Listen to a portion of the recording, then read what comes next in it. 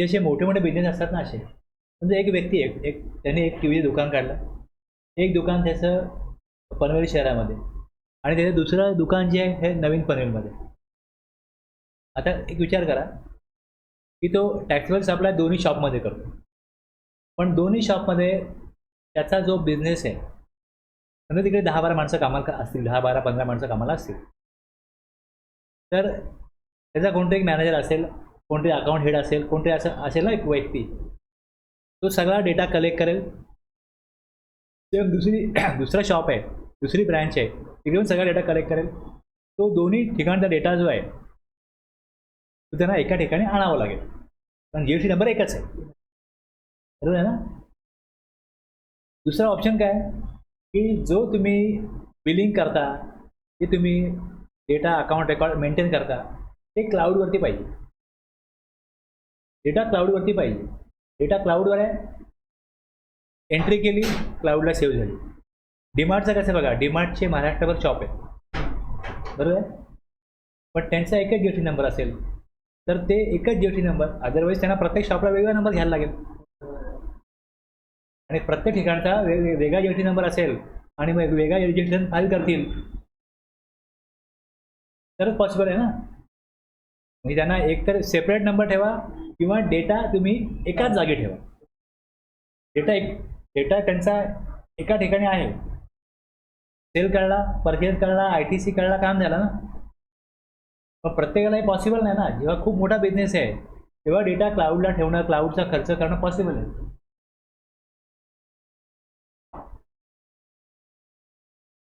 पण असे मध्यम स्वरूपाचे बिझनेस असतील त्यांना क्लाउडचा खर्च परवडत नसेल, काही लाख भाड्या वर्षाचं त्यांना परवडत नसेल, तर मग त्यांच्याकरता GSTचे 2 नंबर असतील. व इथली मॅनेजमेंट बोलते आमचा डेटा रेडी आहे, त्यांचा नाही आहे, रिटर्न फाईल करा, डेटा मागतो, डेटा द्या, म्हणजे आमचा झाला, त्यांचा होऊ दे, मग तुम्हाला पाठवतो. नाही होऊ शकत ना असं. यांचं बिलिंग सॉफ्टवेअर वेगळं आहे, त्यांचं वेगळं आहे, डेटा एकत्र करायचा ना कसा करायचा. सॉफ्टवेअरमध्ये असा काय ऑप्शन आहे का तिकडनं एक्सपोर्ट करा, ह्या सॉफ्टवेअरमध्ये इम्पोर्ट करा, सगळा डेटा एकत्र मग आणता येईल. त्यांना काहीतरी असं करावं लागेल. हे सोपं नाही, पण टेक्निकली हे थोडं टाईम कन्झ्युमिंग आहे आणि ते असं बघायला तर ते हे काम योग्य प्रकारे होणार नाही. म्हणून हा ऑप्शन आहे की अ पर्सन सिकिंग रजिस्ट्रेशन, ज्याला रजिस्ट्रेशन पाहिजे असेल तो रजिस्ट्रेशन शॅल बी ग्रँटेड. त्याला एक नंबर मिळेल, single registration in a state or UT. एक नंबर दिला जाईल त्याला. Provided that a person having multiple places of business in a state or UT may granted a separate registration for each such place of business subject to such conditions as may be prescribe. जर त्याची गरज असेल एखाद्या टॅक्सपेअरची तर त्याला separate application द्यायला लागेल. समजा आता एक ॲप्लिकेशन करतोय तर त्यामध्ये विचारलं जाईल की तुमचा प्रिन्सिपल प्लेस ऑफ बिझनेस काय, तो दिला, ॲडिशनल प्लेस ऑफ बिझनेस काय दिले, यातनं काय होईल, एक नंबर मिळेल. दुसरा नंबर पाहिजे असेल ॲडिशनल प्लेस ऑफ बिझनेससाठी, मल्टिपल प्लेस ऑफ बिझनेससाठी जर का ॲडिशनल नंबर पाहिजे असेल तर तुम्ही रूल 11 प्रमाणे त्याला प्रोसिजर दिलेली आहे. काही अटी शर्तीवरती सेपरेट रजिस्ट्रेशन ॲप्लिकेशन फॉर्म दिल्यानंतर दुसरा नंबर येईल. कंडिशन दिल्यात रूल 11(1) मध्ये, conditions for separate registration for multiple places of business within a UT or state, आणि 11(2) मध्ये separate registration application for each places of business. अटी शर्ती जर का त्याला मान्य असतील तर त्यांनी मग 11(2) मधली प्रोव्हिजन आहे त्याप्रमाणे ॲप्लिकेशन करायचे. 11(1) मध्ये काय कंडिशन्स दिल्यात ते बघा. प्लेस ऑफ बिझनेस आहे, प्लेस ऑफ बिझनेस डिफाईन केला आहे सेक्शन 2 मध्ये, क्लॉज 85 मध्ये. Place of business includes a place from where the business is ordinarily carried on. म्हणजे एक शॉप आहे, त्या शॉपमधला बिझनेस होतोय, खरेदी विक्री तिथनं होते. And includes warehouse, goods आणले कुठे जातात, वेअर हाऊसला, गोडाऊनला, तिथनं जसं गरज पडेल तसं शॉपमध्ये आणून ते विकले जातात. तर प्लेस ऑफ बिझनेसमध्ये ते वेअरहाऊस पण येईल, ते गोडाऊन पण येईल. Any other place where a taxable person stores his goods, supplies and receives goods or services, ज्या ठिकाणावरती गुड्स मागवले जातात, परचेस केले जातात किंवा तिकडनं गुड सर्व्हिसेस दिल्या पण जातात. आणि a place where taxable person maintains his books of account. थोडक्यात काय, बिझनेसच्या ज्या ज्या ॲक्टिव्हिटीज आहेत त्या इतक्या ठिकाणावरनं होतात ते सगळं इन्क्लूड होईल प्लेस ऑफ बिझनेसमध्ये. आलं लक्षात? Any person having multiple places of business within a state or UT requiring a separate registration for any such place of business under section 25(2) shall be granted separate registration in respect of each such place of business subject to the following conditions. जी तरतूद केली आहे 25(2) मध्ये त्याप्रमाणे त्याला separate registration पाहिजे असेल तर खालच्या अटी शर्ती बघा. एक पहिलं काय, such person has more than one place of business as defined in section 2 clause 85 आहे. Yes, okay. Such person shall not pay tax under section 10 for any of his place of business if. आता समजा एखादा person section 10 मध्ये tax pay करतोय तर तो separate application घेईल त्याला सेक्शन 10 मध्येच घ्यायला लागेल. सच person shall not pay tax under section 10 for any of his business of any his place of business if he is paying tax under section 9 for any other place of business. इथे उद्देश काय गव्हर्नमेंटचा, की तुम्ही registration घेताल तर section 10 वर तरी घ्या किंवा 9 वर तरी घ्या. सगळे बिझनेस सेक्शन 9 प्रमाणे टॅक्स भरतील किंवा सगळे बिझनेस हे कंपोजिशन स्कीम घेतील. एका ठिकाणी कंपोजिशन स्कीम, एका ठिकाणी सेक्शन 9 असं चालणार नाही.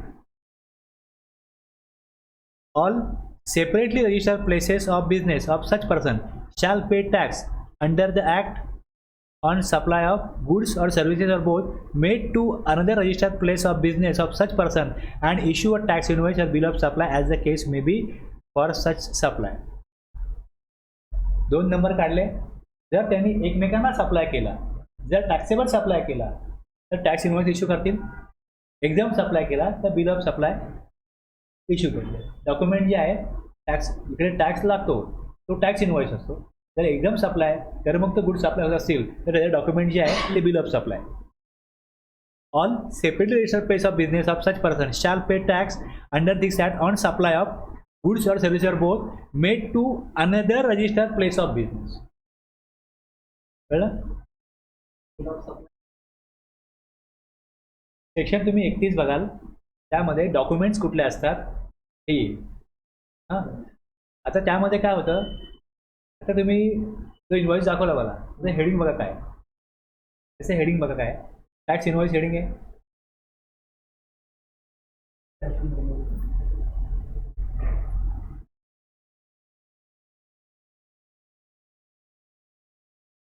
आता ह्यांनी बघा हेडिंग काय दिलं आहे, जीएसटी इन्व्हॉइस. जीएसटी इन्व्हॉइस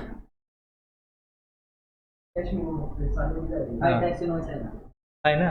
हां, टॅक्स इन्व्हॉइस आहे. आता टॅक्स इन्व्हॉइस म्हणजे जे डॉक्युमेंट आहे तेव्हा जर का टॅक्स लागून आलेला आहे तर ह्याचा हेडिंग पाहिजे टॅक्स इन्व्हॉइस. रूल 46 सांगतो.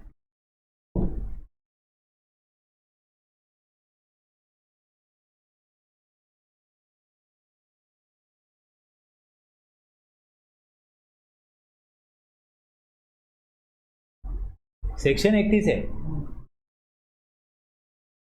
31 आणि 34 यातनं तुम्हाला टॅक्स इन्व्हॉइस डेबिट क्रेडिट नोटचा तो 2 सेक्शन आहेत ते. पण तुम्ही रूल बघायला झाला त्याच्यामध्ये तर रूलमध्ये तुम्हाला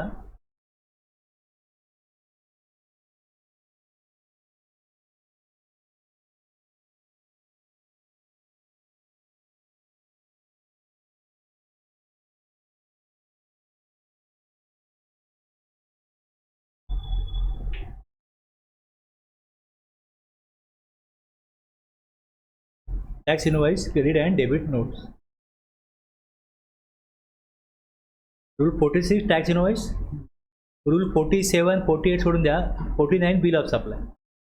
आता जो टॅक्स इन्व्हॉइस किंवा बिल ऑफ सप्लाय बनवला जातो त्यामध्ये त्याच्यात 2 कॉपी काढा, 3 कॉपी काढा, हे सगळं इकडे दिलं. इन्व्हॉइस कम बिल इथे time limit, manner of issuing invoice, original copy, duplicate copy, triplicate copy त्यात दिलं आहे. आणि manner of issue invoice time limit. जर सर्व्हिस प्रोव्हायडर असेल तर इनवॉइस 30 दिवस किंवा 45 दिवसामध्ये इश्यू करायला लागतो. घेऊ द्या बघू आपण. आता टॅक्स इनवॉइस हा टॅक्सेबल सप्लाय करताय आणि एकदम सप्लाय करता बिल ऑफ सप्लाय. आता जर तुम्ही डीमार्टला गेलात, काही गुड्स तुम्ही घ्याल ते टॅक्सेबल असतील, काही एक्झाम्प्ट असतील. तर डीमार्टचा प्रॉब्लेम हा व्हायला लागला डीमार्टसारख्या शॉपचा, की आम्ही ज्यांना सप्लाय करतो रिसिपियंट हा अनरजिस्टर्ड आणि आम्ही टॅक्सेबल आणि एक्झाम दोन्ही सप्लाय करत असू तर GSTच्या कायद्याप्रमाणे आम्हाला 2 डॉक्युमेंट बनवायला लागतील. म्हणजे एक 4-5 हजारचे गुड तुम्ही घ्याल, सॉर्टिंग करा, एक्झाम कुठले आणि टॅक्सेबल कुठले आणि 2 वेगळे डॉक्युमेंट बनवा. तर अशा शॉपना प्रॉब्लेम यायला लागला सुपर मार्केटला. मग त्यांनी गव्हर्नमेंटला रिकमेंडेशन दिलं की तुम्ही असं आपल्याला करायला सांगू नका. एका डॉक्युमेंटला टॅक्सेबल आणि एक्झाम सप्लाय करण्याची तुम्ही आम्हाला रूलमध्ये परमिशन द्या. मग त्यातनं काय केलं, हा 46A अमेंड होऊन आला. Invoice cum bill of supply. याच्यामध्ये रिसिपियंट जर अनरजिस्टर्ड असेल तर इनवॉइस कम बिल ऑफ सप्लायमध्ये टॅक्सेबल आणि एक्झाम दोन्ही प्रकारचे प्रॉडक्ट गुड्स सेल होऊ शकतात, ते रेकॉर्ड होऊ शकतात. Invoice cum bill of supply याच्यामध्ये एकच अट आहे की रिसिपियंट जो आहे तो अनरजिस्टर्ड पाहिजे. रिसिपियंट अनरजिस्टर्ड आहे तर single invoice cum bill of supply may be issued for all such supply. हा महत्त्वाचा टॉपिक आहे. हा जेव्हा आपण घेऊ तेव्हा त्याच्यावरच पूर्ण वेळ द्यायचा आहे आपल्याला. आता त्यांनी जस्ट रेफरन्स निघाला इकडे, विचारलं म्हणून मी थोडं सांगितलं इकडे. 2 नंबर घेतलेले आहेत. जर सप्लाय केला टॅक्स पे करायला लागेल. Pay tax under the act on supply of good service are both made to another registered place of business of such person. त्याच्याच दुसऱ्या नंबरला सप्लाय केला तर टॅक्स पे करायला लागेल. आणि डॉक्युमेंट जे आहेत, जे प्रिस्क्राईब डॉक्युमेंट आहेत, टॅक्सेबल सप्लाय केलं तर टॅक्स इनवॉइस आणि एक्झाम सप्लाय केलं तर बिल ऑफ सप्लाय इश्यू करायला पाहिजे.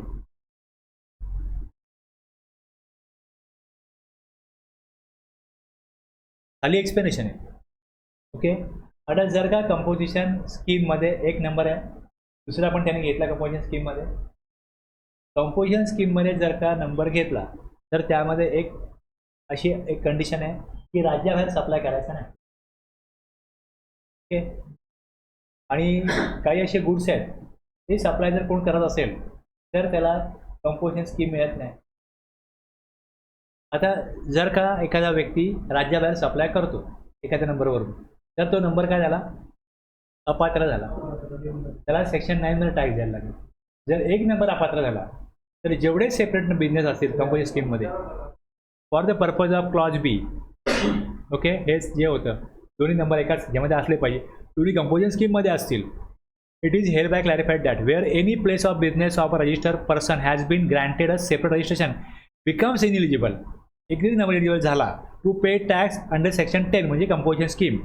All other registered place of business of said person ते पण काय होतील, इनएलिजिबल म्हणजे अपात्र होतील टॅक्स पे करायला सेक्शन 10 मध्ये.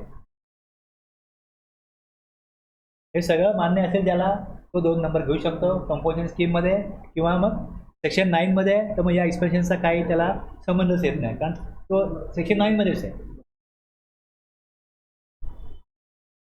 बस हे आहे.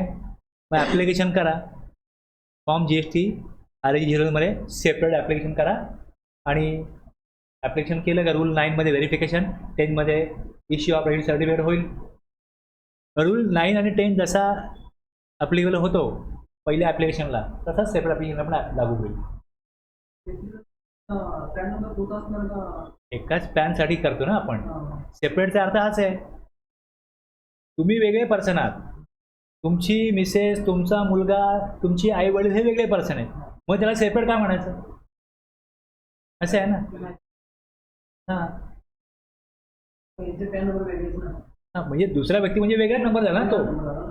इथे तुम्हाला काय दिलं आहे की एका व्यक्तीला 2 नंबर पाहिजे. सेपरेटचा अर्थ इथे असा आहे की separate registration for multiple place of business. तो जो पर्सन आहे त्या पर्सनबद्दल म्हणतोय आपण. Any person having multiple place of business, particular व्यक्ती त्याला बोलतोय, मग त्याचाच पॅन असेल ना. एका घरामध्ये काय 2 जणांनी बिझनेस करू नये आणि दोघांना पण मिळणार नाही असं काय नाही ना. हां, मग इथे जो एक व्यक्ती आहे त्याचे जर का आपण बघितलं की प्लेस ऑफ बिझनेस हे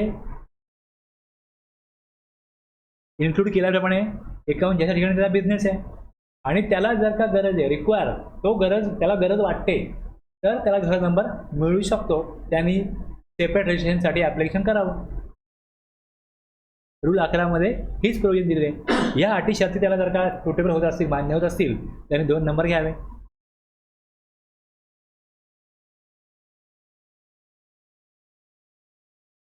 नॉर्मली काय आहे, रजिस्ट्रेशन स्टेट वाईज आहे. जसं आता स्टेट बँक ऑफ इंडिया आहे, 200 ब्रँच आहेत महाराष्ट्रामध्ये. ते काय करतील, एक मुंबईला हेड ऑफिस आहे, तो द्या प्रिन्सिपल प्लेस ऑफ बिझनेस, बाकी द्या ॲडिशनल प्लेस ऑफ बिझनेस, संपला विषय. पण रिलायन्स इंडस्ट्री लिमिटेड आहे, यांच्याकडे एक आहे रिलायन्स मॉल, दुसरा आहे रिलायन्स जिओ. या ॲक्टिव्हिटीज वेगळ्या आहेत. त्यांना ते क्लाउडला वगैरे डेटा ठेवू शकतात, पण त्यांना असं वाटलं नाही 2 आपले वेगळ्या स्वरूपाचे बिझनेस आहेत, 2 वेगळे नंबर घेऊ. म्हणजे कुठला बिझनेस किती प्रॉफिटमध्ये आहे हे पण त्यांना कळेल. त्यांना त्या 2 वेगळ्या प्रकारे अकाउंट रेकॉर्ड मेंटेन करायचे असतील आणि ॲक्टिव्हिटीज वेगळ्या रेकॉर्ड करायच्या असतील तर पॅन नंबर त्यांचा एकच आहे. Company is having 1 pan, they can obtain separate registration for different separate business places in the state of Maharashtra. Reliance mall पण वेगवेगळ्या सिटीमध्ये आहे, त्यांना तिथे पण प्रत्येक शॉपला वेगवेगळा नंबर पाहिजे, तोही मिळू शकतो. आलं लक्षात, समजलं ना. 2 वेगळे ॲक्टिव्हिटी आहेत तरच नंबर मिळेल अशी तरतूद पूर्वी होती. तेव्हा बिझनेस व्हर्टिकल नावाचा कन्सेप्ट होता. अमेंडमेंट झाली, तो कन्सेप्ट डिलीट करण्यात आला. आता बिझनेस स्वरूप काय पण असो, 2 नंबर पाहिजेत, घ्या 2 नंबर. गव्हर्नमेंटला टॅक्स मिळणारच आहे ना, रिटर्न फाईल करण्याचा खर्च कोणाचा होईल, टॅक्स पेअर तो करेल. पण त्याला जर का सुविधा वाटते तो खर्च करून, त्याला करू द्या ना. इज ऑफ डुईंग बिझनेस तुम्ही बोलता, मग तुम्ही असं काय कंडिशन ठेवली की बिझनेस व्हर्टिकल म्हणजे एक माझं टीव्हीचं दुकान आहे आणि दुसरं माझं स्टेशनरी दुकान आहे तर 2 नंबर मिळेल. पूर्वी असं होतं, आता असं काय नाही. एखादा व्यक्ती म्हणतो की हे 2 ॲक्टिव्हिटीज आहेत, पण एक माझा बिझनेस मुंबईला आणि एक पुण्याला आहे, 2 ठिकाणी आहे, तर मला 2 नंबर पाहिजेत की नको. डेटा घेऊन पुण्या मुंबई फिरत राहू असं पॉसिबल नाही ना.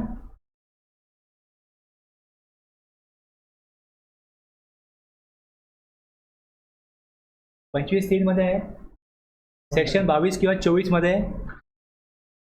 जी रिक्वायरमेंट आहे ती नाही एका व्यक्तीसाठी. A person though not liable to be register 22 किंवा 24 प्रमाणे, पण त्याला रजिस्ट्रेशन स्वइच्छेने पाहिजे असेल. Any person though not liable may get himself register voluntarily and all the provisions of CGST act as applicable to registered person shall apply to such person. म्हणजे हे सांगण्याचा उद्देश काय, रजिस्ट्रेशन तुम्हाला मिळेल पण ज्या तरतुदी इतरांवरती ॲप्लिकेबल आहेत, तुम्ही म्हणाल की मी स्वइच्छेने घेतोय, मला काहीतरी एक्सक्यूज द्या, तसं काय मिळणार नाही. ज्या तरतुदी सगळ्यांकरता आहेत त्याच तुमच्याकरता पण लागू होतील. या रजिस्ट्रेशन तुम्ही घेऊ शकता.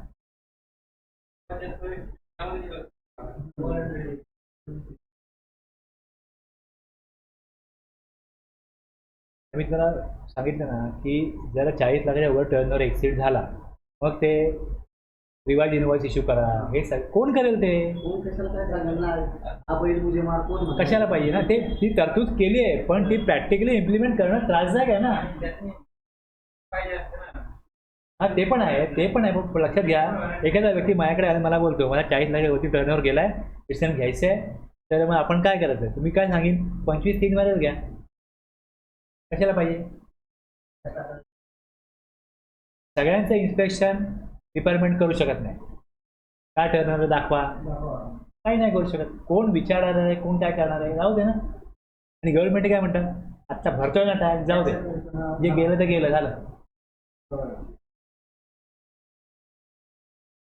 एवढं जर का गव्हर्नमेंट ताणून धरायला लागलं ना तर मग लोक म्हणले अरे हे राज्य करतेच नको, हे आले हे यांच्या कडक एवढा नाही, कोणाला आवडत नाही ना. असंच आहे ना, शिस्त लोकांना नकोच आहे.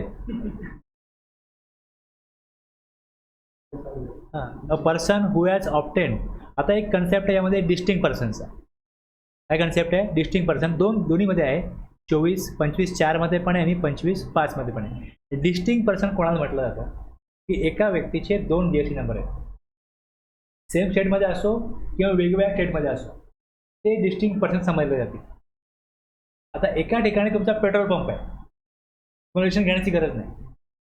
एका ठिकाणी तुमचा वाईन शॉप आहे, रजिस्ट्रेशन घेण्याची गरज नाही. आणखीन एका ठिकाणी तुमचा असा सप्लाय तुम्ही करताय जिकडे तुम्हाला GST मध्ये टॅक्स ॲप्लिकेबल होतो, तिकडे तुम्ही नंबर घ्याल. ओके. एक establishment, a person who has obtain or is required to obtain more than one registration whether in one state or UT or more than one state or UT shall in respect of such registration be treated distinct person for the purpose of this. तो अलग आहे, तो वेगळा आहे. दोन register number हे वेगळे आहेत. डिस्टिंक्ट पर्सन ज्याला म्हटलं जातं. हे दिलं 25(4) मध्ये. 25(5) काय म्हणतो, where a person who has obtain or is required to obtain registration in a state or UT in respect of an establishment has an establishment in another state UT, then such establishment shall be treated as establishment of distinct person for the purpose of this act. एक register असेल, दुसरं unregister असेल, petrol pump असेल, हे दोन पण काय district आहे, ते वेगळेच आहे. रजिस्टर असो, एक रजिस्टर आहे, एक अनरजिस्टर आहे, काही रजिस्टर आहेत, काय अनरजिस्टर आहेत, हे सगळे डिस्टिंक्ट पर्सनच असतील, हे वेगवेगळे असतील. जर त्यांना सप्लाय केला, तुम्ही असं म्हणाल माझाच बिझनेस आहे, त्याला मी टॅक्स इन्व्हॉइस इश्यू करू का? यस, करत आहे टॅक्स इन्व्हॉइस इश्यू. तुमचं एक वाईन शॉप आहे, तिकडे तुम्हाला सपोज तुमचं एक इलेक्ट्रॉनिक आयटमचं शॉप आहे, फॅन वगैरे तुम्ही विकता. तुमच्या वाईन शॉपमध्ये फॅन लागला, तुम्ही बाहेरनं विकत घ्याल का? आपल्या दुकानामध्ये तिथे पाठवाल ना. जर तुम्ही तिकडे फॅन दिला, टॅक्सवर सप्लाय, टॅक्स इन्व्हॉइस इश्यू करा. व्हॅल्यू काय लावायची? आता तुम्ही स्वतःलाच ज्यावेळेस विकाल तेव्हा व्हॅल्यू काय लावायची म्हणाल, त्याकरता व्हॅल्यूशन रूल दिला आहे. डिस्टिंक्ट पर्सनला सप्लाय केला तर व्हॅल्यू कशी डिटरमाइन करायची हे त्यात दिलं आहे. तीच व्हॅल्यू घ्यायची. सपोज तुम्हाला फॅन 500 रुपयाला येतो, तुम्ही आपल्या शॉपला जेव्हा विकाल त्या 500लाच द्याल, असं नाही चालणार. त्यात रूलमध्ये दिलेलं आहे, डिस्टिंक्ट पर्सनला सप्लाय केला तर व्हॅल्यू कशी डिटरमाइन करायची. जर ती व्हॅल्यू 800 आली, तुम्हाला 800चाच इन्व्हॉइस बनवायला लागेल आणि 800वर टॅक्स कलेक्ट करायला लागेल.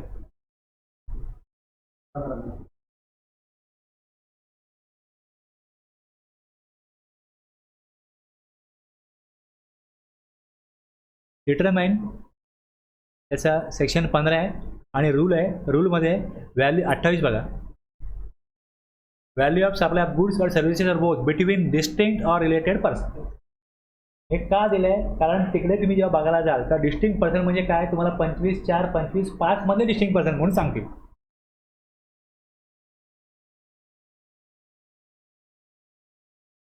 तुम्ही तुमचा अर्थ नाही काढायचा, तिकडे दिलेलं आहे त्याने डिस्टिंक्ट पर्सन कोण. ओके. आता जर का तुम्ही परचेस केलंय, समजा तुम्ही 100 फॅन परचेस केले आणि तुम्हाला स्वतः करता 5 फॅन वापरायचे, तर तुम्ही 5 फॅनचा इनपुट टॅक्स क्रेडिट घेऊ नका, हे बेटर. म्हणजे ते माझा पर्सनल कन्झम्पशन आहे, ITC नको. मग कोणाला कसं म्हणताय. पण जर ITC घेतला, जिकडे तुम्ही इनपुट टॅक्स क्रेडिट घेतलाय तिकडे आउटपुट टॅक्स कलेक्ट करावाच लागेल. आलं लक्षात ना.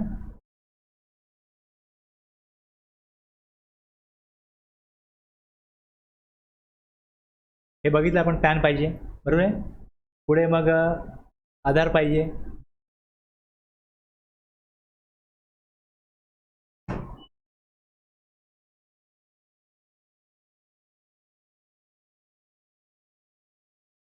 Registration for non resident taxable person. CTP आणि NRTP जी प्रोव्हिजन आहे ती सेक्शन 27ला आहे. आता इथे हे घेण्याचं कारण काय की पॅन पाहिजे, आधार पाहिजे ना. पण नॉट स्टँडिंग एनिथिंग कंटेंट 25(6) मध्ये काय दिलं आहे, पॅन पाहिजे. तर इथे a non resident taxable person may granted registration under section 25(1) on the basis of such other documents as may be prescribe. त्याच्या वेगळ्या रूलप्रमाणे त्याला काय डॉक्युमेंट असतील ते तिकडे सांगितले जातील, त्याप्रमाणे ते document non resident taxable person submit करेल. एवढंच सांगायचं आहे. त्याला पॅन ॲप्लिकेबल नाही.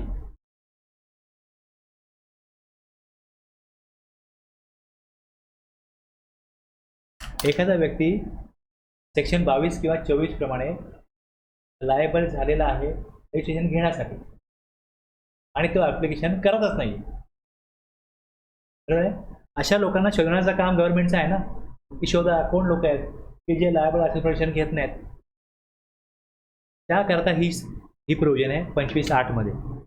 हां, suo motu registration by proper officer where a person who is liable to be registered under this Act but fails to obtain registration, the proper officer may, without prejudice to any action which may be taken under this act or under any other law for the time being in force, proceed to register such person in such manner as may be prescribed. ठीक आहे. आता बघा, महाराष्ट्र गव्हर्नमेंटचा जो AGST act आहे ना, त्यातनं मी हे मराठीतनं काढलं आहे. तुम्हाला असं कुठलं वाक्य, एकच वाक्य आहे ना, एवढं मोठं वाक्य बघा, या अधिनियमात नव्हे. ओके, कसं बघा मराठीत येतं, पात्र असणाऱ्या व्यक्तीने नोंदणी करण्यात कसूर केले असेल तर समुचित अधिकारी म्हणजे प्रॉपर ऑफिसर अधिकाराची या अधिनियमान्वये अथवा त्यावेळी अंमलात असलेल्या कोणत्याही अन्य कायद्यान्वये करण्यात येईल त्याआधी कोणत्याही कार्यवाहीस हानी न पोचवता विहित करण्यात येईल अशा रीतीने अशा व्यक्तीची नोंदणी करण्याची कार्यवाही सुरू करता येईल. प्रॉपर ऑफिसरला अधिकार आहे, जो व्यक्ती काय आहे लायबल झालेला आहे त्याला तुम्ही ऑर्डर द्या. आता यातनं तुम्ही बघाल रूल 16 मध्ये काय होईल, प्रॉपर ऑफिसर हा रूल खूप मोठा आहे, वाचाल तुम्ही. यातनं सारांश काय येईल तर हा येईल. यातनं सारांश असा आहे की POला कसं कळलं तर PO कंडक्ट एनी सर्वे, इन्स्पेक्शन, सर्च, इन्क्वायरी और एनी अदर प्रोसिडिंग अंडर दिस GST ॲक्ट. ओके, इन्स्पेक्शन, सर्वे, सर्च, इन्क्वायरी और आता कसं होतं बघा, बँकेकडनं काय माहिती मागवली की ह्या माणसांची आम्हाला माहिती द्या, बँकेत त्याचे पैसे किती येतात, हा किती पेमेंट कोणाकोणाला करतो, आणि कळलं की याचा ॲग्रिगेट टर्नओव्हर 40 लाखाच्या पुढे गेला आहे. कोणाला तरी पेमेंट करतो, हे सप्लायर आहेत, कोणाला तरी विकतो, याचे बायर आहेत, रिसिपेंट आहेत, ह्याचा टर्नओव्हर 40 लाखाच्या पुढे दिसतो. ही माहिती आहे त्यांच्याकडे. काहीतरी माहितीच्या आधाराशिवाय PO कारवाई नाही करणार. PO कंडक्ट एनी सर्वे, इन्स्पेक्शन, सर्च, इन्क्वायरी, माहिती घेते बँकेकडनं, बरोबर ना. finds person liable to registration आणि fails to apply for the same. Temporary registration by issuing an order in form GST RAG 12. आता ही ऑर्डर काढल्यानंतर काय करायला पाहिजे, त्या टॅक्सपेअरने काय करायला पाहिजे, त्या पर्सनने काय करायला पाहिजे, apply for registration in form and manner prescribed in rule 8. 90 दिवसावर त्यांनी ॲप्लिकेशन करायला पाहिजे. पण समजा POकडे चुकीची माहिती गेली आहे, PO चुकीची ऑर्डर माझ्यावर लागतोय असंच जर का त्या पर्सनला वाटत असेल तर तो फाईल अँड अपील अगेन्स्ट, तो फाईल करू शकतो. अपील जर त्याच्या अगेन्स्ट गेलं किंवा त्याच्या फेवरमध्ये गेलं, हे होऊ शकतं. अपील केलं, जर त्याच्या फेवरमध्ये गेलं ऑर्डर विड्रॉ होईल, नो रजिस्ट्रेशन. आणि जर अपील त्याच्या विरोधात गेलं 30 दिवसामध्ये ऑर्डर मिळाल्यापासून, अपील फेटाळण्याची ऑर्डर मिळाल्यापासून त्यांनी ॲप्लिकेशन केलं पाहिजे.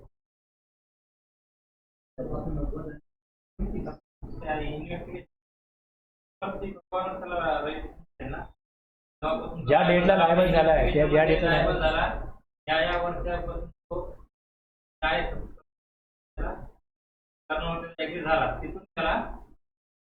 The registration granted under Rule 16(1) shall be effective from the date of such order granting registration.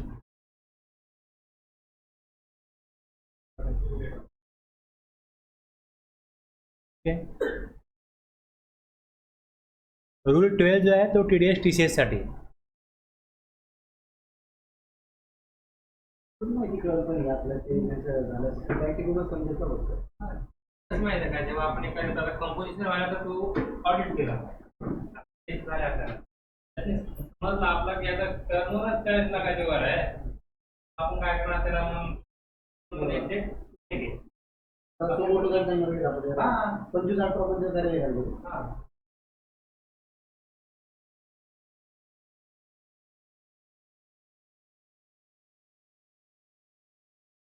तरतूद त्याप्रमाणे केली आहे, त्याप्रकारे काहीतरी माहिती घेण्याची काहीतरी यंत्रणा असायलाच पाहिजे ना.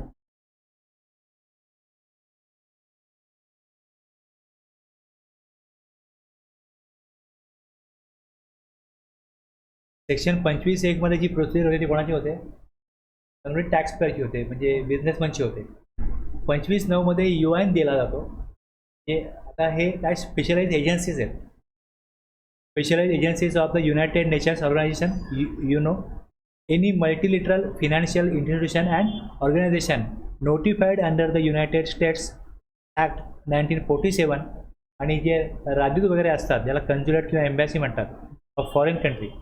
आता आपले राजदूत आपले जे मित्र देश आहेत तिथे असतात, त्यांचे आपल्याकडे असतात आणि दोन देशांमधला जे व्यापार वगैरे वाढवण्याकरता आता जसं आपले पंतप्रधान वेगवेगळ्या देशांना भेटी देतात, ठीक आहे, एकदम त्यांना तिथनं कोणतरी फोन करतो या उद्या, असं तर होत नाही ना. म्हणजे ह्या सगळ्या त्यांच्यावरती काय चर्चा होत असतील तर या दूतावास जो असतो त्यांच्या थ्रू या चर्चा होतात. कधी येऊ शकतात, काय येऊ शकतात, चर्चा कशा करता करायची, काय करायचे, हे सगळं ठरवण्याचं काम एक परराष्ट्र मंत्रालय आहे, दूतावास आहे, यांच्या थ्रू केलं जातं. तर त्या ज्या एजन्सीज आहेत त्यांना आपल्याकडे ऑफिस दिलं आहे दिल्लीमध्ये, समजा मुंबईमध्ये कुठे दिलं असेल, त्यांचा स्टाफ असेल, स्टेशनरी परचेस करत असतील, काही गुड सर्व्हिसेस परचेस करत असतील त्या ऑफिससाठी. तर अशी प्रथा आहे की राजदूत वगैरे असतील किंवा एजन्सी असतील त्यांच्याकडनं कुठलाही देश टॅक्स घेणार नाही. त्या वस्तू परचेस करतील त्याची किंमत ते मोजतील पण त्यांच्याकडून टॅक्स नाही घ्यायचं. पण ज्यावेळेस सप्लायर सप्लाय करेल तेव्हा त्याला तर तरतूद लागू आहे, टॅक्सवर सप्लाय करा, इन्व्हॉइस बनवा, टॅक्स कलेक्ट करा.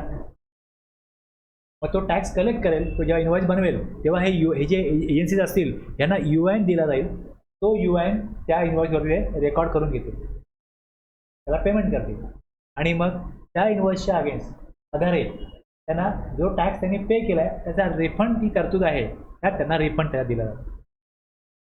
जे UN नंबर ज्यांच्याकडे आहेत, UN नंबर देण्याचा उद्देश काय की ज्याच्याकडे UN नंबर आहे त्याला त्या एजन्सीला ज्यांना UN ॲप्लिकेबल आहे ते UN घेतील आणि मग त्या UNचा उपयोग करून ते रिफंड प्रोसिजर फॉलो करून त्यांना ती अमाऊंट टॅक्सची जी भरलेली आहे ती रिफंड मिळेल. आणि ह्या UNसाठी ॲप्लिकेशन केल्यानंतर 3 दिवसामध्ये हे प्रोसेस होतं आणि एकच नंबर जो आहे हा त्यांना घ्यावा लागतो. स्टेट किती पण असो, नंबर एकच घ्यायचा त्यांना. ठीक आहे, आउटपुट टॅक्स कलेक्ट करणार नाही आहे त्यांना, फक्त जो काय ते परचेस करतायत, जो टॅक्स पे करतायत तो त्यांना रिफंड द्यायचा आहे. एक नंबर घ्या आणि तोच रिफंड थ्रू प्रोसेस करायला वापरा.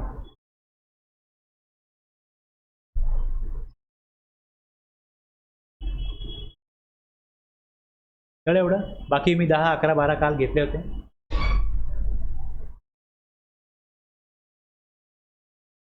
रूल 12 आहे TDS TCS साठी ॲप्लिकेशन करण्याकरता त्याची प्रोसिजर आहे. OIDR साठी 24/11 मध्ये प्रोव्हिजन आहे, त्यांच्याकरता रूल 14 आहे. रूल 18 सांगतो सर्टिफिकेट ऑफ रजिस्ट्रेशन हां आणि GST आणि बोर्डवरती पाहिजे, हे रूल 18 मध्ये.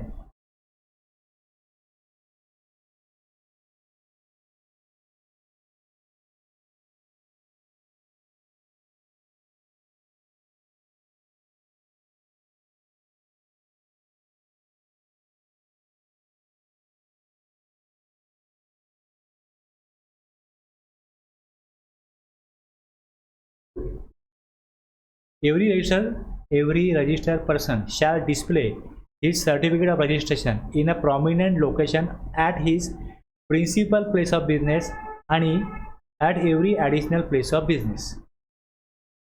And every registered person shall display his goods and service tax identification number GSTN on the name board exhibited at the entry of his principal place of business and every additional place of business of additional place और places of business. आता आपण application online करतो, बरोबर, application online करतो. तर method of authentication कसं होईल? मी जसा कागदी फॉर्म असतो त्याच्या खाली सही झालं, सही केली म्हणजे हे मी केलं आहे, माझं ॲप्लिकेशन आहे. सहीशिवाय फॉर्मला ग्राह्यता काय अर्थ फॉर्मला. मग त्याकरता ऑथेंटिकेशन जे आहे हे कसं होईल? E signature. All applications including reply, if any, to the notices, returns, including the details of outward and inward supplies, हे जेव्हा पाठवले जातील तेव्हा एक काय दिलं आहे, हे सगळं जातील ऑनलाईन. एक तर काय डिजिटल सिग्नेचर सर्टिफिकेट और through E signature as specified under the provision of information technology act. त्याचा OTP येतो किंवा DSC वापरा, ई सिग्नेचर. आता जे DSC आहे कंपनीच्या केसमध्ये DSC कंपल्सरी. प्रोप्रायटर फर्म आहे, पार्टनरशिप आहे, यांना OTP चालेल. पण कंपनी असेल, कंपनीला DSC शिवाय रिटर्न जात नाही त्याचं. असं होतं, कोविडपर्यंत असंच होतं. माझ्याकडे एक कंपनी रजिस्ट्रेशन असेल आहे, कंपल्सरी DSC लावून त्याला रिटर्न करायला लागायचं. त्यांनी कोविडला तो नियम जो आहे ना तो बदलला की कंपनी असेल, कारण की DSC म्हणजे एक्सपायर झाली, तर नवीन मागवण्याकरता प्रोसिजर करायला काही सोर्सेस त्यावेळेस प्रॉपरली उपलब्ध नव्हते. तर तेव्हा गव्हर्नमेंटने असं केलं की कंपनी आहे तरी पण तुम्ही मोबाईलला OTP येईल, तुमच्या ईमेलला OTP येईल, तो टाका, DSCची गरज नाही. आत्ता पण ते चालू आहे, चालतं, ते OTPनीच चालतं. जे ऑडिट वगैरे असं इन्कम टॅक्सचं त्याला DSC वापरला लागते. तोच कन्सेप्ट त्यांनी इथे आणला होता. ॲक्च्युली ह्याचा उद्देश काय माहिती का, रोजगार निर्मिती व्हावी. DSC मधनं पण रोजगार निर्मिती होते. या DSC 2 वर्षभर व्हॅलिडिटी असते, परत नवीन काढा, असं आहे ना.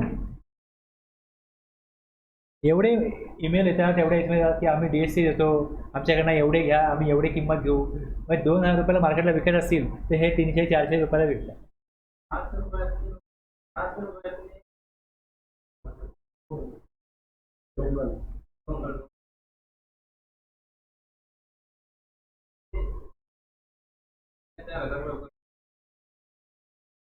आहे ना ते. ओके, इंडिव्हिज्युअलचा असेल सिग्नेचर, इंडिव्हिज्युअल हिमसेल्फ. HUF आहे मग करता, म्हणजे जो की पर्सन असतो, कंपनी आहे, ऑथोराईज सिग्नेटरी किंवा chief executive officer, government local authority officer authorise जो केला आहे तो, पार्टनरशिप फर्म आहे तर पार्टनर जो ऑथोराईज पार्टनर केला आहे त्याला, किंवा मग ऑथोराईज सिग्नेटरी असेल तर असोसिएशन ऑफ पर्सन. जेवढे पर्सन आहेत त्यातला जो कोण की पर्सन असेल तो, अदरवाईज GST प्रॅक्टिशनरला अपॉइंट केला आहे तर GST प्रॅक्टिशनर. आलं लक्षात.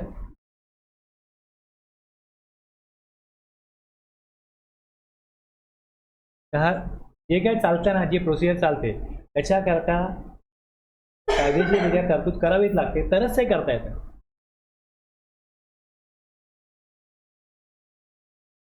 हे मी सांगितलं तुम्हाला का, team registration, the Grant of registration or the UN under the SGST or UTGST Act shall be deemed to be grant of registration or the UN under this Act. Application मी केलं, SGSTकडे गेलं, त्याने काय केलं, अप्रूव्ह केलं, grant deemed to be grant of registration or the UN under this act, म्हणजे CGST Act, subject to the condition that the application for registration or the UN has not been rejected. त्यांनी reject नाही केलं, त्यांनी approve केलं, इथे पण approve. आणि जर त्यांनी रिजेक्ट केलं SGSTने, any rejection of application for registration UN under the SGST UTGST Act shall be deemed to be rejection of application for registration under this Act. Deem म्हणजे मानलं जाईल, इथे अप्रूव्ह केलं, इथे अप्रूव्ह केलं असं मानलं जाईल, तिकडे रिजेक्ट केलं, इथे रिजेक्ट केलं असं मानलं जाईल.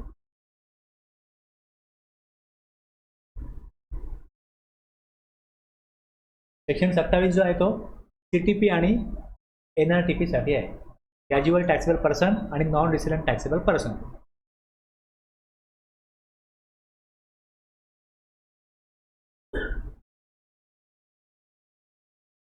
CTP कोण असतो, असा व्यक्ती जो दुसऱ्या राज्यामध्ये त्याचा फिक्स प्लेस ऑफ बिझनेस नाहीये, तिकडे तो CTP.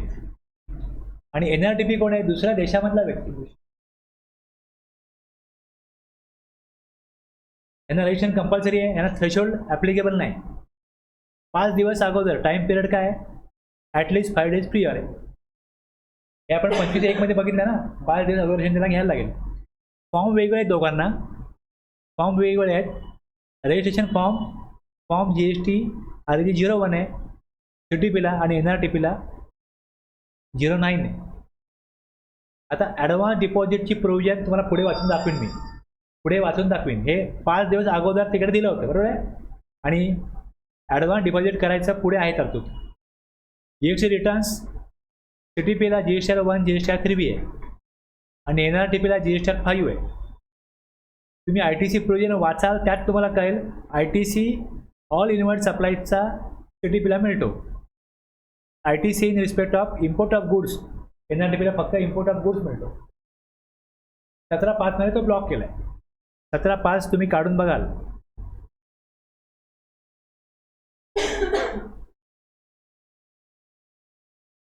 ऍक्ट ITC 15, 16, 17, 18, 19, 20, 21 ते आहेत, ते ITCचे आहेत.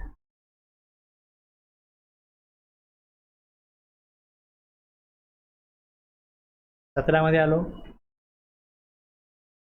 17 हे 4, 5,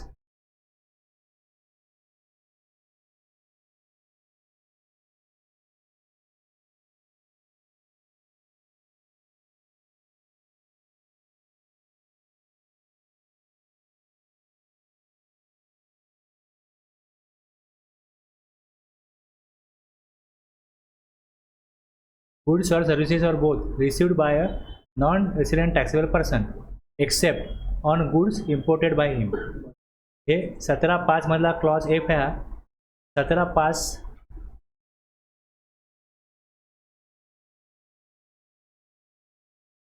काय म्हणतो इकडे, input tax credit shall not be available in respect of the following.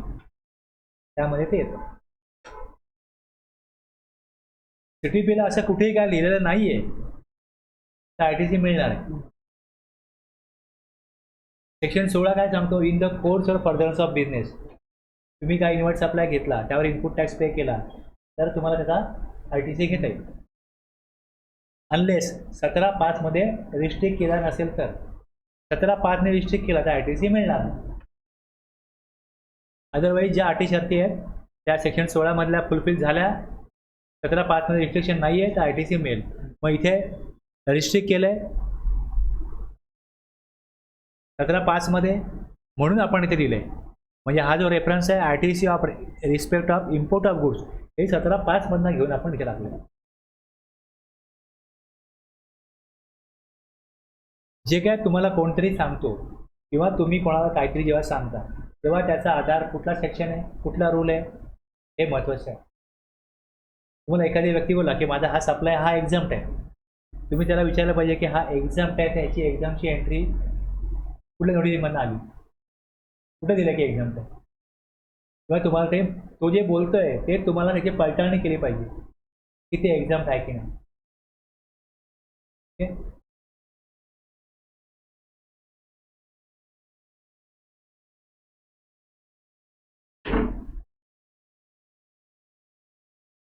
आता मला एक अगोदरच्या बॅचला त्या मॅडमने विचारलं की असं एक गाडी भाड्याने देतो गुड ट्रान्सपोर्टसाठी, आणि तो म्हणतो की आमचा exempt supply. Okay. Services by way of transportation of goods. Services by way of transportation of goods by road, by inland waterways. Service दिली, ट्रान्सपोर्टेशन ऑफ गुड्स करायचं आहे by road, by inland waterways, हे exempt आहे. Except service of goods transport agency आणि courier agency, हे जे असतील यांची सर्व्हिस टॅक्सेबल आहे. गुड्स ट्रान्सपोर्ट एजन्सी जर का गुड्सची ट्रान्सपोर्ट करते बाय रोड तर टॅक्सेबल आहे. ओके. पण जर गुड्स ट्रान्सपोर्ट एजन्सी नाही आहे, माझा टेम्पो आहे, मी तुम्हाला भाड्याने दिला, तर ह्याच्या जे भाडं लागेल ते एक्झाम्प्ट आहे, त्याच्यावरती GST अवेलेबल होणार नाही. मग ही एंट्री नंबर 18 आहे. कळलं. जर एखादा व्यक्ती बोलतो की माझे सर्व्हिस एक्झाम्प्ट आहे, तर सर्व्हिसचं नोटिफिकेशन वेगळं आहे की ह्या सर्व्हिस एक्झाम्प्ट आहे त्याचं एक वेगळं नोटिफिकेशन आहे. हे गुड्स एक्झाम्प्ट आहे त्याचं वेगळं नोटिफिकेशन आहे.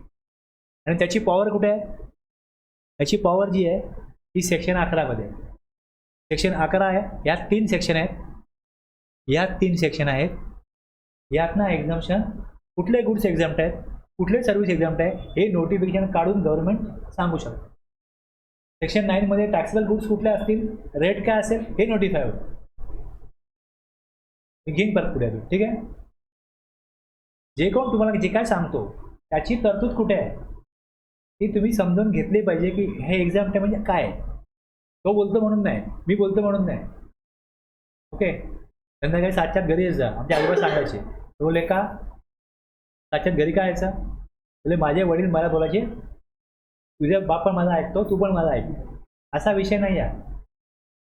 समजलं ना काय? इथे मान सन्मान रीतिरिवाज परंपरा असा विषय नाही आहे. चालत आला तर तुम्ही चालत ठेवा पुढे, असं नाही. कुठे दिलंय ते जा, कुठे दिलंय सांगा, कायद्यात कुठे दिलंय? तुम्हाला तुमची इच्छा इथे मध्ये आणायची नाही, तुमच्या कल्पनामध्ये आणायची नाही, तुमच्या धारणामध्ये आणायची नाही. जे कायद्यात दिलंय त्यावरती बोला. हे इथे दिलंय म्हणून असेल, हां हे लिहिलंय याचा अर्थच वेगळा आहे, मग ते लिटिगेशनमध्ये जाईल. मग लोक म्हणतात गव्हर्नमेंटला की तुम्ही हे लिहिलेलं आहे याचा अर्थ असा पण निघतो, असा पण निघतो, तुम्हाला काय वाटतं याचा अर्थ? मग गव्हर्नमेंट काढतं सर्क्युलर, आमच्या सर्क्युलर प्रमाणे हा अर्थ आहे, या अर्थानुसार ही प्रोव्हिजन केले, त्याचा आमचा अर्थ हा आहे. मग त्याप्रमाणे जर का कंप्लायन्स केले टॅक्स पेअरनी, त्याला काही नोटीस पाठवायची कारण नाही. पण जर टॅक्स पेअर बोलत असेल हे सर्क्युलरमध्ये तुम्ही अर्थ देताय, हा शब्दाचा अर्थ वेगळाच निघतोय, जर असे लोक बोलायला लागले, मग ती शब्दरचना बरोबर नसेल तर मग अमेंडमेंट करून ती शब्दरचना बदलावी लागते. गव्हर्नमेंट बदलतं बराच वेळा, वाक्यरचना बदलतं की अर्थ बरोबर लागत नाही, तुम्ही तो अर्थ काढलाय जबरदस्ती, पण असा अर्थ निघत नाहीये. जे भाषेचे जाणकार असेल ते बोलत असेल बरोबर अर्थ निघत नाही असा, तर सरकार ते शब्द बदलतं.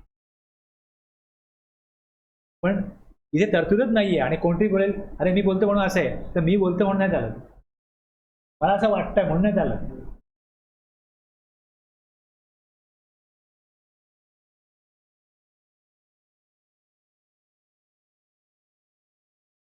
डॉक्युमेंट वेगळे आहेत, ओके, NRTPचे डॉक्युमेंट वेगळे आहेत. मग त्याला पासपोर्ट आहे, जर एखादी एंटिटी दुसऱ्या देशामध्ये रजिस्टर असेल, तिथला त्याचा नंबर असेल, तो नंबर वगैरे ही माहिती घेतली जाते. त्याचा GST REG 09 ॲप्लिकेशन फॉर्म भरताना. ओके, आता जो 27 सेक्शन आहे ही माहिती जी आहे इकडे तिकडनं घेऊन तुम्हाला दिली माहिती म्हणून. तरतूद कुठे बघा की 90 दिवस अगोदर, 90 दिवसापर्यंत रजिस्ट्रेशन मिळेल. 5 दिवस पहिले घ्यायचं आहे हे वर दिले 25 मध्ये. 90 दिवसापर्यंत मेल ॲप्लिकेशन त्याला व्हॅलिडिटी असेल. The certificate of registration issued to CTP or NRTP shall be valid for the period specified in the application for registration or 90 days. तो बोला मला 45 दिवस पाहिजे, मग 45 दिवस. मॅक्झिमम किती मिळेल? 90 days from the effective date of registration. यात लिहून देईल मला या दिवसापासून अप्लाय करायचं आहे, तिथपासून कधीपर्यंत पाहिजे?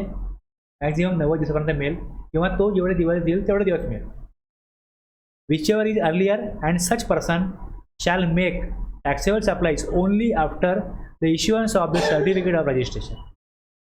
ओके, आता त्याला आणखी 90 दिवस एक्सटेन्शन मिळू शकतं जर तसं कारण असेल तर. मग खाली प्रोव्हिजनमध्ये provided that the PO may on sufficient cause being shown by the said taxable person extend the said period of 90 days by a further period not exceeding 90. जो 90 दिवस आहे तो आणखी 90 दिवसपर्यंत सफिशियंट कॉज ओके योग्य जर कारण असेल तर त्याला आणखी 90 दिवसापर्यंत एक्सटेन्शन दिलं जाऊ शकतं. PO काय करू शकतो त्याला, जर टॅक्सेबल पर्सनने जसं कारण दाखवलं तर तो कालावधी जो आहे तो एक्सटेंड द सेट पिरियड 90 डेजचा आणखी फर्दर 90 दिवसापर्यंत एक्सटेंड करू शकतो. पूर आला, दंगल झाली, अशी काय महामारी आली, काम थांबलं, दिवस वाढायला पिरियड वाढवायला लागेल, पुढे वाढून मिळेल.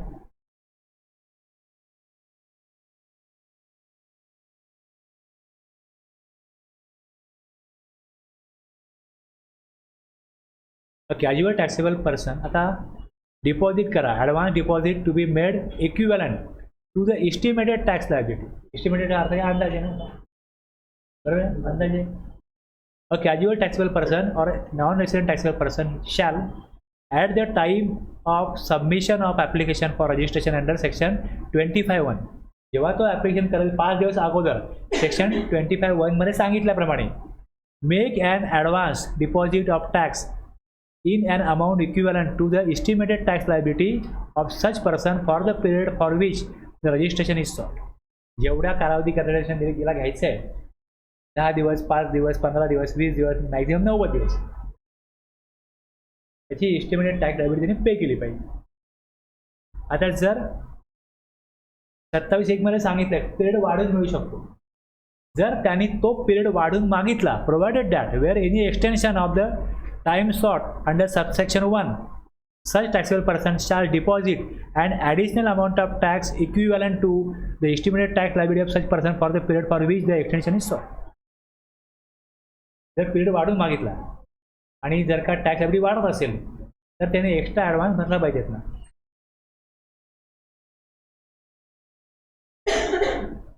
जो ॲडव्हान्समध्ये टॅक्स भरेल तो कुठे जाईल? The amount deposited under subsection 2 shall be credited to electronic cash ledger. क्रेडिटचा अर्थ असा जमा होईल तिकडे, त्याच्या इलेक्ट्रॉनिक क्रेडिट कॅश लेजरला ती अमाऊंट जमा होईल.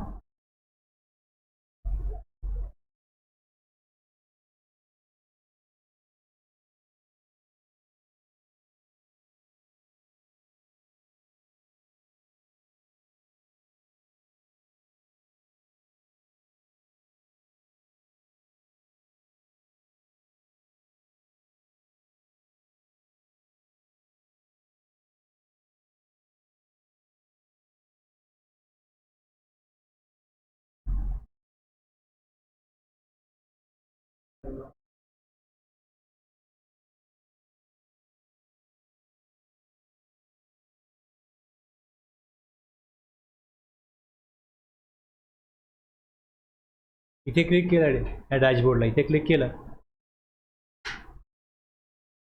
Electronic liability register, electronic cash ledger, electronic credit ledger दिसतं. कळलं? 203 जमा आहेत त्याच्या कॅश लेजरला, नाही कळलं?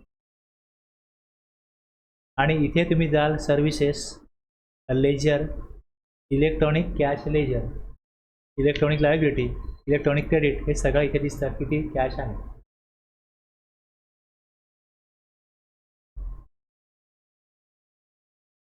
इलेक्ट्रॉनिक कॅश लेजर,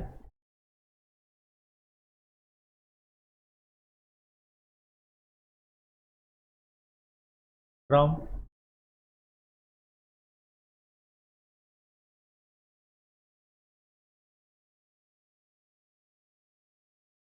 हे दिसतं, हा बॅलन्स दिसतो. ह्याला क्लिक केलं, सेंट्रल टॅक्सला क्लिक केलं, टॅक्स किती आहे, त्यामध्ये इंटरेस्ट किती आहे, पेनल्टी किती आहे, फी किती आहे दिसतं. जी कॅश जमा आहे समोर दिसते, फक्त कॅश आहे, पण कॅशचे जे मायनर हेड आहेत, सेंट्रल टॅक्स आहे हा मेजर हेड आहे, आणि minor head tax, interest, penalty हे येते. तसंच करावं लागतं, असंच करावं लागतं. आता जर का मला ह्याची लेट फीज भरायची वेळ आली तर मला ह्या कॅशचा उपयोग होणार नाही, कारण ही टॅक्समध्ये अमाऊंट आहे. ही अमाऊंट टॅक्समध्ये, कॅश तर जमा आहे पण ती टॅक्समध्ये. मग खाली हा दुसरा एक रूल बनवला गव्हर्नमेंटनी, प्रोव्हिजन केली की ट्रान्सफर करता येते कॅश ट्रान्सफर करता येते. सेक्शन आपला 49 असेल पेमेंट ऑफ टॅक्स, त्यामध्ये ह्या सगळ्या तरतुदी आहेत. इलेक्ट्रॉनिक कॅश लेजर काय, क्रेडिट लेजर काय, लायबिलिटी काय, सगळं त्यामध्ये येईल. आणि त्यामध्ये लोकांनी मागणी केली, अशी टॅक्सपेअरनी मागणी केली की आम्ही कॅश भरली आहे, टॅक्ससाठी भरली होती, आता लेट फीज भरायची आहे, तर तो टॅक्सची अमाऊंट आहे ती वापरता येत नाही ना. कॅश आम्ही रिफंड घेऊ शकतो, मग कॅश रिफंड घेऊ शकतो आणि परत मग आम्ही भरू शकतो लेट फीजच्या कॉलममध्ये. मग तुम्ही अशी प्रोव्हिजन करून द्या की आम्हाला ऑनलाईन क्रेडिट ट्रान्सफर करता येईल, आणि तुम्ही समजा की आम्ही रिफंड घेतला आणि तुम्ही समजा की आम्ही परत डिपॉझिट केली. कळलं ना? कॅश द्यायला काय अडचण नाही ना, एक्स्ट्रा कॅश भरली परत मिळू शकते ना, त्याला काय प्रूफ द्या तुमची कॅश, असं काय नाही आहे. ITC मध्ये प्रूफ द्यावा लागतो, तसं इथे काय नाही आहे. तर इथे क्लिक केलं, अशी प्रोसिजर दिली की इथे या. आता इथे मी हे दिसतंय, कॅश दिसते कशी आहे, cash ledger balance preview. Okay, आता खाली select CGST, transfer amount from major head CGST, minor head आता लेट फीज आहे त्यात टाकायचे. किती टाकायची आहे, कुठे टाकायचे, मायनर हेड. आता कुठे आहे, टॅक्समध्ये आहे ना, मग टॅक्स घेईन त्या 203 टाकायची आहे. कुठे, CGST मध्ये. आता टॅक्स ॲक्टिव्ह होणार नाही, फीज ॲक्टिव्ह होईल. मला 100 रुपये फीजमध्ये टाकायचे. सेव्ह म्हटलं. Are you sure the amount indicated as above is intended to be transfer? Yes. Okay, आता प्रोसीड टू फाईल म्हटलं तर आपल्याला तिकडे amount तिकडे म्हणजे तिथेच म्हणजे amount काय पडते हां त्यासाठी करायचे का कुठे घेते कॅशमधनं कुठे घेते हां आता एक झालं आहे. आता मी इकडे परत घेतलं CGST मध्ये सिलेक्ट टॅक्स किती उरले हे मला कुठे पाहिजेत जिकडे आहे ते घ्या इकडे पहिले. आता इथे आहेत दाखवलं ना इथे आहेत ट्रान्सफर करायचे आहेत कुठे CGST मध्ये इथे इंटरेस्ट पेनल्टी फीस आहे. एका मायनर हेडमधनं दुसऱ्या मायनर हेडमध्ये कॅश ट्रान्सफर करता येते त्याकरता ही प्रोसिजर आहे. कळलं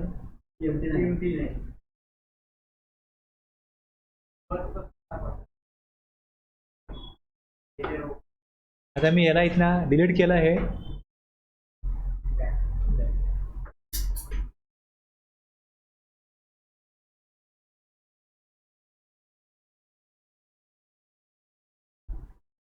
जेव्हा इथे कॅश एरियाला क्लिक करतो इथे तर हे लेजर ओपन होईल. मला पहिले माहिती नाही की कॅश कुठल्या मायनर हेडला आहे. कॅश आहे एवढं कळलं समोरच्या आपण डॅशबोर्डला क्लिक केलं समोर कळलं कॅश आहे. इथे आल्यानंतर मला काय करायला लागतं पिरियड दिला की ह्या पिरियडपासून आत्ताच्या पिरियडपर्यंत मला बघायचे 17 तारीख आहे ना आता आज इथे काढलं हा बॅलन्स आहे. इथे मी एक्सेलला काढलं तर कळेल टॅक्सला आहे इंटरेस्टला आहे लेट फीजला कुठे कळेल. मग इथे क्लिक केलं लिंक आहे इकडे कळतं कुठे आहे टॅक्सला आहे आणि मला इंटरेस्टला असेल टॅक्सला घ्यायची आहे टॅक्सला आहे फीजला घ्यायची लेट फीसाठी फीजला लागतो. असं कुठेही बदलता येईल मायनर हेडला. मग त्यासाठी लेजर कॅश एरियाला क्लिक केलं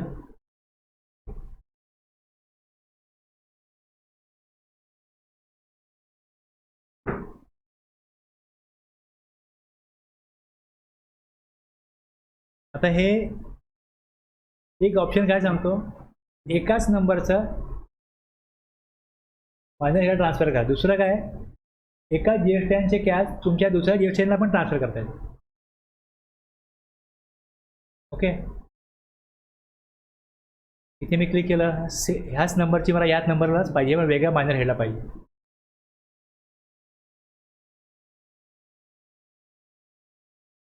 हे दिसतं वर 203 आहे. खाली आलो कुठे आहे CGST मध्ये कुठे आहे टॅक्समध्ये कुठे घ्यायची आहे CGST मध्ये इंटरेस्टमध्ये फीजमध्ये कॅश आहे ना कॅश आहे इथे खाली AGST मध्ये. आता इथे इंटरेस्टमध्ये पाहिजे इंटरेस्टमध्ये पाहिजे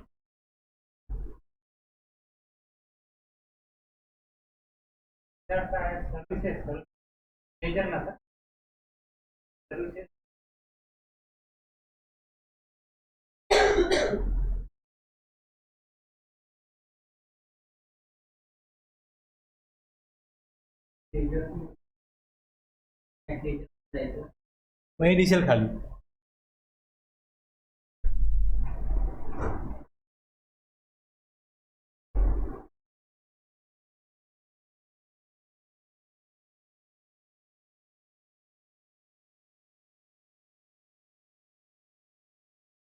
आलं लक्षात डिपॉझिट केलेली अमाऊंट इलेक्ट्रॉनिक कॅश यायला जमा होईल म्हणजे तिथे काय होईल क्रेडिट होईल. आता हे क्रेडिटेड डेबिटेड हे शब्द येतात त्याचा ॲक्च्युली इफेक्ट काय होतो मी जेव्हा सेक्शन 49 घेईन तेव्हा दाखवेन. ते लायबिलिटी काय क्रेडिट काय जिथे भरला जातो भरल्यानंतर मग डेबिटला काय जातं क्रेडिटला काय जातं कुठे काय जातं एंट्री कशी दिसते काय दिसते सगळं येईल तेव्हा. रूल 13 आहे grant of rations to non resident taxable person. त्या रूलप्रमाणे ही प्रोसिजर आहे. ओके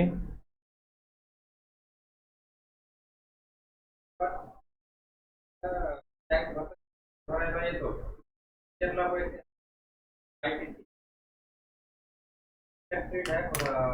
फाईल करताना टॅक्समध्ये भरावं लागतं ना नाही इंटरेस्ट लेट फीज ही कॅशमध्ये भरायला लागते टॅक्समध्ये भरावं लागतं ना. ITC मधून म्हणजे अप्लिकेबल होत नाही का भारतात नाही भरते नाही, तसा कायदाच नाही, लॉच नाही तसं. सिस्टीम अलाव तेव्हाच करेल ना जेव्हा लॉ अलाव करेल. कॅश जर रिफंड मिळते तर आम्ही कॅश रिफंड घेणार, आज ॲप्लिकेशन देणार, मग डिपार्टमेंट प्रोसेस करणार. म्हणजे ती काय महिने कॅश काय करायची आज पाहिजे ना, म्हणून ती प्रोसेस दिली. कॅश तुला काय चेक करायची गरज नाही, व्हेरीफाय करायची गरज नाही, आमचीच कॅश आहे, देऊन टाका आम्हाला.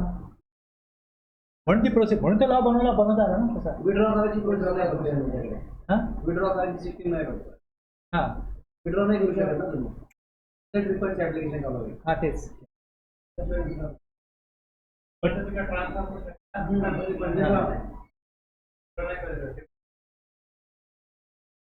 कळलं एवढं. बाकी जे मी रूल सोडले तुम्ही वाचा, समजून घ्या. इथपर्यंत आपले सेक्शन 25, 26, 27 झाले. आता याच्या पुढे आपण तिसरा ग्रुप बघू, ज्यामध्ये असं येईल की रजिस्ट्रेशन घेतलेलं आहे त्यात जी माहिती दिलेली आहे त्यात काय बदल झाला तर अमेंडमेंट. रजिस्ट्रेशन कॅन्सल टॅक्सपेअरही करू शकतो. डिपार्टमेंट केव्हा करतं, जेव्हा काही अटी शर्तींचं पालन टॅक्सपेअर करत नाही त्याचा नंबर कॅन्सल करतो. नंबर कॅन्सल केला तर डिपार्टमेंटकडे जायला लागतं की नंबर माझा कॅन्सल का केला, कुठले ऑब्जेक्शन द्यायला मी चुकलो आहे, मग तो ते करेक्शन करेल. मग त्याचा नंबर परत कॅन्सल केलेला चालू करण्याकरता आहे रिवोकेशन ऑफ कॅन्सलेशन. ठीक आहे, थांबूया. ते आम्हाला महत्त्वाचे 3 सेक्शन.